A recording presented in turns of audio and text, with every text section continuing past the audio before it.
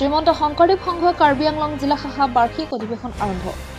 কাৰ্বি আংলং জিলা লাংহিন নগৰস্থিত শ্ৰীমন্ত শংকৰদেৱ সংঘ চেলাপুৰ আঞ্চলিক শাখাৰ নামঘৰ প্ৰাংগণত শনিবাৰৰ পৰা দুদিনীয়া বৰ্ণাঢ্য কাৰ্যসূচী আৰম্ভ হৈছে শ্ৰীমন্ত শংকৰদেৱ সংঘ কাৰ্বি আংলং জিলা শাখাৰ 57 সংখ্যক বাৰ্ষিক অধিৱেশন।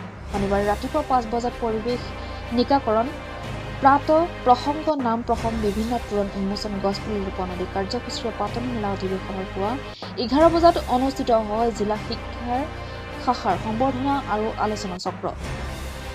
শিক্ষা শাখাৰ সভাপতি প্ৰশান্ত বৰাৰ সঞ্চালনত অনুষ্ঠিত আলোচনা চক্ৰত উদ্বোধন কৰে জিলা উপ-সভাপতি অজিত বৰাই আৰু সমল ব্যক্তি হিচাপে উপস্থিত থাকে মহাপুৰুষ শ্ৰীমন্ত শংকৰদেৱ বিশ্ববিদ্যালয়ৰ শিক্ষা বিভাগৰ সহযোগী অধ্যাপিকা ডক্টৰ ত্ৰিবেণী শইকীয়া, ডকমকা থংনকভি মহাবিদ্যালয়ৰ অসমীয়া বিভাগৰ মুৰব্বী অধ্যাপক ভৱেশ চন্দ্ৰ কোচ আৰু বকলিয়াঘাটৰ ৰুকাছেন মহাবিদ্যালয়ৰ উপাধ্যক্ষ দীপক বৰুৱা।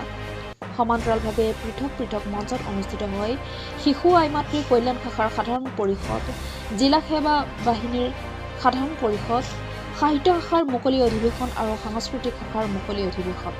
সন্ধিয়া 7 বজাত প্ৰতিনিধি সভাৰ দ্বাৰা উন্মোচন কৰে ফুলনি উচ্চতৰ মাধ্যমিক বিদ্যালয়ৰ অধ্যক্ষ মুক্তিনাথ শইকীয়াই।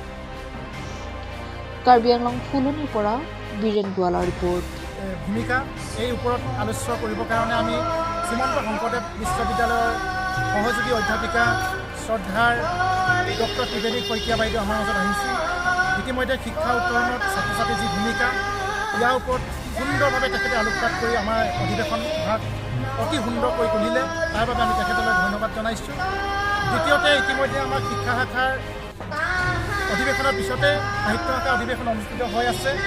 ইতিমধ্যে মঞ্চত আমাৰ সাহিত্য শাখাৰ অনুষ্ঠান চলি আছে। ইয়াৰ পিছতে সাংস্কৃতিক শাখাৰ অনুষ্ঠান চলিব। সাংস্কৃতিক শাখাৰ অধিৱেশনৰ পিছতে নিশালৈ সাংস্কৃতিক অনুষ্ঠান অনুষ্ঠিত হ'ব মঞ্চত, আৰু আনফালে প্ৰতিনিধি সভাৰ অনুষ্ঠিত হ'ব।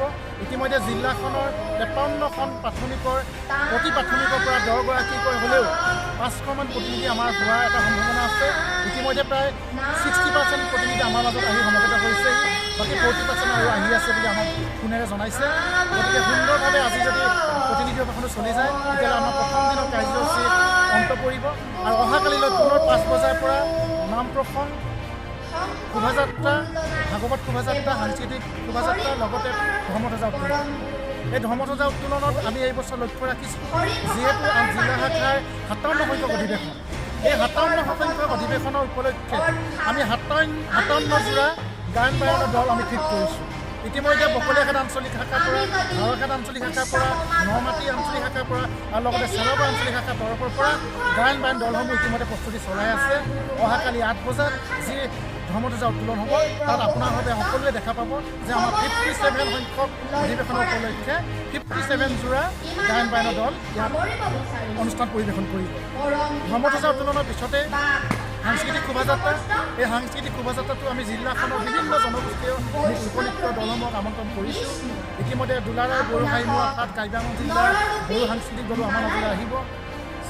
চেলাবৰ কাৰ্বি সাংস্কৃতিক পৰিষদৰ তৰফৰ পৰা আমালৈ বাৰ্তা পঠিয়াইছে, তেওঁলোকে 7 বজাতে কাইলৈ পাবহি। তিৱা সংগঠনৰ ফালৰ পৰা জনাইছে তিৱা সাংস্কৃতিক দল আমাৰ মাজত আহিব।